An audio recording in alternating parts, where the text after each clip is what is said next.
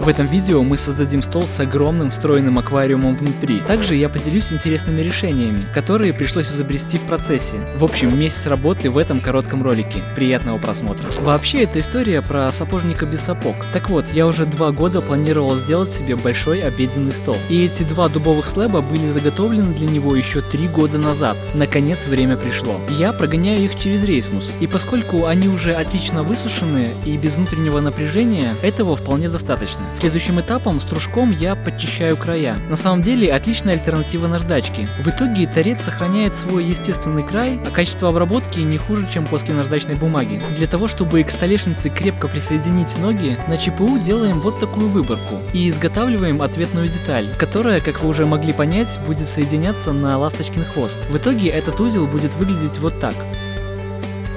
Затем было заказано стекло, и уже отталкиваясь от него, ручным фрезером была сделана выборка. К сожалению, некоторые файлы в процессе потерялись, поэтому их пришлось доснимать уже по факту. Но в целом все должно быть понятно. Имея уже точный размер стекла, я торцую слэбы. Сперва лобзиком по черновому, а затем вдоль цельной направляющей равняю сразу же 2 слэба в точный размер. Таким образом, при сборке я буду уверен, что все параллельно и четко. Рубанком немного снимаю фаску, для того, чтобы края были приятнее и не резали руку. Проточенный от короедов я подливаю ОФ смолой, кладу лампу и через 5 минут смола высохла. Очень удобная штука именно вот для таких работ, когда надо что-то немного долить. По задумке у нас должен получиться стол с огромным аквариумом по центру. И смысл тут такой: утром завариваешь себе чашечку кофе, и пока ты пьешь его, есть немного времени понаблюдать за рыбками, креветками и другими обитателями аквариума. А для того, чтобы их подкармливать, была сделана вот эта ниша. Но пока что это все в теории. Посмотрим, что же получится на практике, так как проект очень непростой. Но даже если что-то не срастется, утром под кофе всегда можно залипать в игрушку Raid Shadow Legends, которая, к слову, является нашим спонсором и помогает нам создавать вот такие масштабные проекты. Raid — это пошаговая коллекционная RPG, и я не просто так вам ее советую. Если внимательно посмотреть на мой аккаунт, вы заметите, что из выпуска к выпуску он активно прокачивается. А это значит, что я сам частенько в нее играю. А вы можете играть как на мобилке, так и на персональном компьютере. И как в нее не играть-то?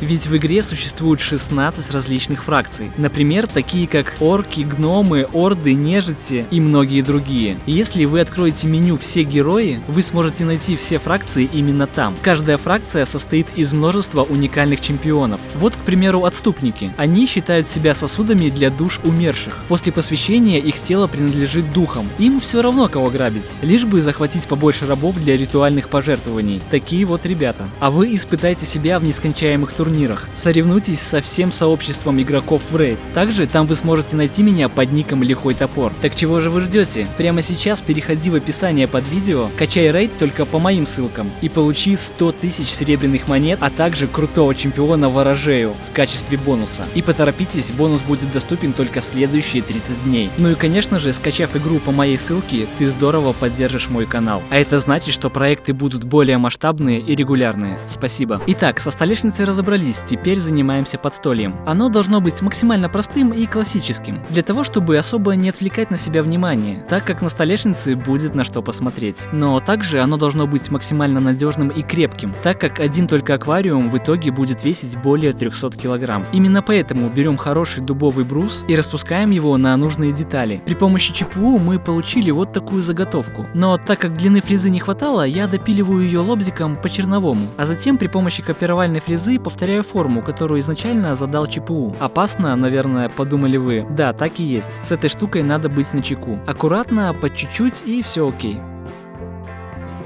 При помощи вот такого хитрого самодельного кондуктора делаем гнездо в 2 уровня. Сперва выбираем фрезером 1 уровень, затем достаем втулку и, как ни странно, убираем 2. Небольшая доводка стамеской вручную, и это, наверное, один из самых приятных моментов в работе.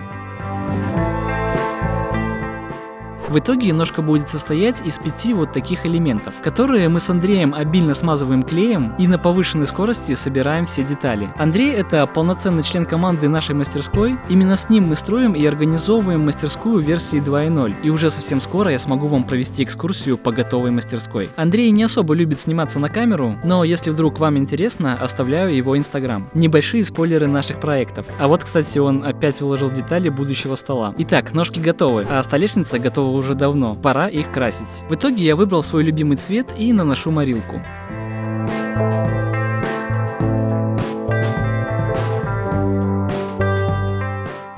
Следующим этапом я пропитываю столешницу универсальным твердым маслом с воском. Я уже давным-давно пользуюсь таким составом, и в данном случае он подходит просто идеально, так как столешница постоянно будет находиться рядом с водой. И вот вам наглядный пример, как реагирует этот состав на воду.